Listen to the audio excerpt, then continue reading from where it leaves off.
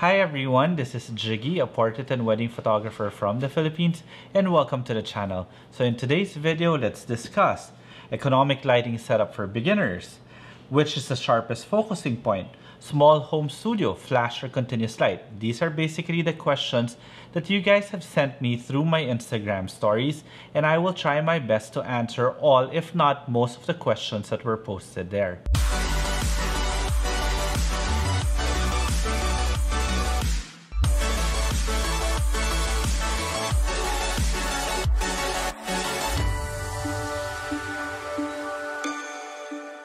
So again, let's welcome my two daughters. This is Julian and this is Juana. They're going to be helping us do this video today. Julian will be reading most of your questions and Juana will just be here being herself. Okay, so again, if you guys haven't subscribed to the channel, please do, and while you're at it, click that notification bell so that you get notified every time I upload a new video. And you can see my images on Instagram. It's at Jiggy Alejandrino, and it is also on Instagram that I post most of these questions. So if you want to get involved in some of the videos, please follow me on Instagram. And if you have any questions, feel free to leave them in the comment section below, and I will make sure to answer every question that is posted there, okay? So here, Julian. How did you start in photography? Well, basically, I started in photography because of these people. I remember picking up a camera way back in 2008. That was about the time that I got engaged and we knew that we were going to have a child soon. And I wanted a way to be able to document my life. You know that? Did you know that? That I started into photography because I wanted to document my life with you guys. And of course, it was a hobby then. Then I realized when we had you that we could no longer support the hobby. That's the reason why I had to make a business out of photography. I'm confused now. I was born in 2010. You were born in 2010, but I picked up my first camera in 2008, which was basically towards the end of 2008. Mommy and I got married in 2009. Ah, okay, that right? makes sense. Okay, so when this girl was born, basically the money that I had for that hobby, that very expensive hobby of photography, was basically put into her. So that's why I had to make a business into. That's why I had to make photography into a pseudo business. But to be honest, I still consider myself today to be still a professional hobbyist, because if you are no longer enjoying what you are doing, and if it feels like work, maybe it's time for you to retire. Okay, next. Economic lighting setup for beginners. Okay, I actually made a video already about the basic things that you need for flash photography, and I will put a link in the description below. But basically what you need is an off-camera flash. Basically, even if you want to get the cheapest speed light that you can get your hands on, you could start off with that. But the most important thing is that you have to have the ability to do off-camera flash. Now, your trigger and your flash don't even have to have the capabilities of TTL and high-speed sync, but it is important that you are able to put it off axis. In other words, you're able to put it in a different location from your shooting area, from your shooting point. And aside from your off-camera flash, I suggest, of course, you have to get a light stand. And number two, you have to get a flash mount. In other words, you have to be able to modify your flash because, oh, well, of course, I've also come up with videos without those things. But yes, I will put the link in the description below when I used basically just a styrofoam board or a standard diffuser to be able to create some fantastic images. My strobe does not give me the option to do HSS. Can I still overpower harsh AMB light? Ambient, yeah, okay. Yes, that's why I was saying for a beginner light setup, you don't even need a flash that can do high-speed sync. Oh, but of course, it's nice that it can. But if you just want to shoot outdoors and basically control the ambient light, all you have to do is stay within your flash sync speed. And the way to do that is by putting an ND filter, which technically cuts the light that goes inside your camera sensor. Therefore, you're able to stay within your flash sync speed. Okay, next. Which is the sharpest focus point? You know, that question is really meant for old DSLR, where the sharpest focusing point were where all the crosshairs were. But now with the mirrorless system, it's basically the entire screen. So every area that you put your focusing point is the sharpest focusing point. Well, that's for me. small home studio, flash or continuous light?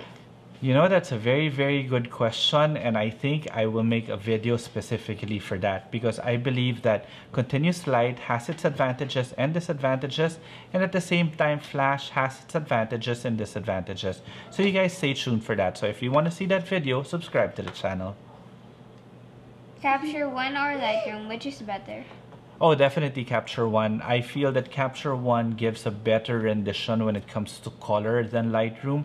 In other words, I feel that the skin tone are more realistic, and I don't feel that the images are very vibrant or HDR-ish. Well, again, it's a personal preference, but I prefer Capture One. Wait, that is the photo editing? Yes, that's a photo editing software. No, it's a raw conversion software, yes. Huh? Yeah. Oh. How to book more weddings? Are prints still a business or no? Digital switch. So how to book more weddings? Basically, just get yourself out there. All you have to do is make your work speak for itself.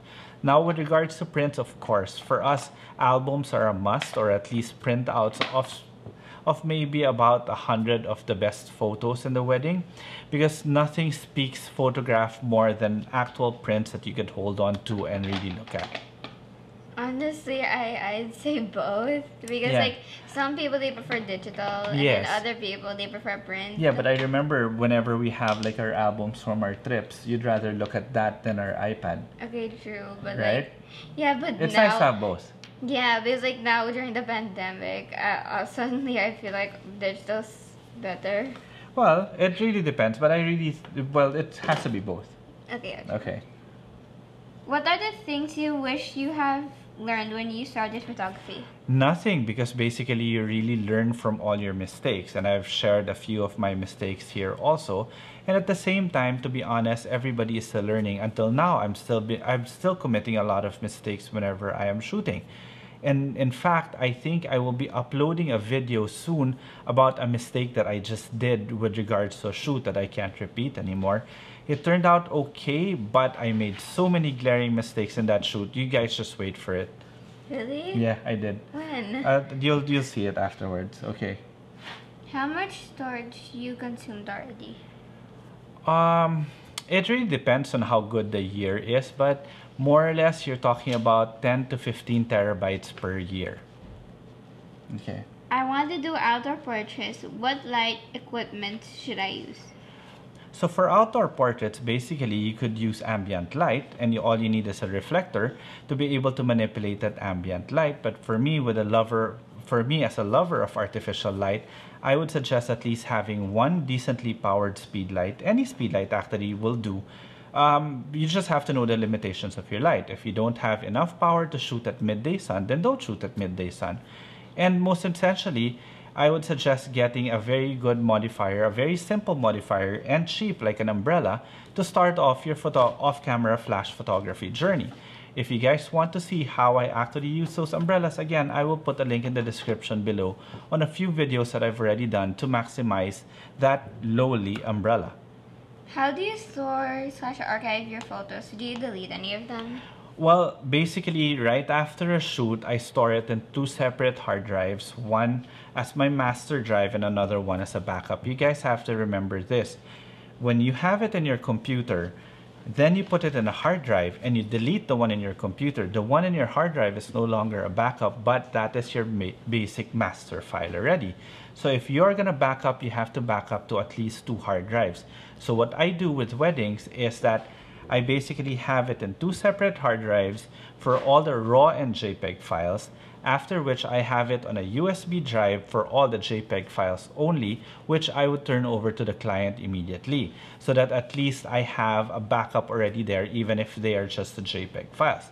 Then my backup files is stored somewhere else. Then I have my one file is my working drive, and the only time I delete all these files is when I am done editing. I throw away all the raw files unless the clients have it, in which case they actually provide a hard drive for me to save it for them. And I just keep the JPEG files and the edited files, which are both on PSD and JPEG files. How you learn photography? Did you join photography course or something? I learned photography during the time when forums were really the main source of communication online, aside from YouTube, of course. And what I would do is I would post a question there, and the people who knew the answers to would actually help me out and explain what I am doing wrong. Now, here's the thing. Whenever you're learning photography, the best teacher will always be yourself, and the worst critic will always be yourself. So the most important thing is for you not to ask questions that you feel that answers will be spoon-fed to you. In other words, you have to learn every process that you're doing, and you have to understand what you're doing. So I taught myself that way, that I was very hard on myself. I would get magazines, figure out where the light was coming from, eventually trying to replicate it on my own. It took a lot of practice, but of course it did help when people were selflessly sharing all the information, and that's the reason why I am really doing this channel.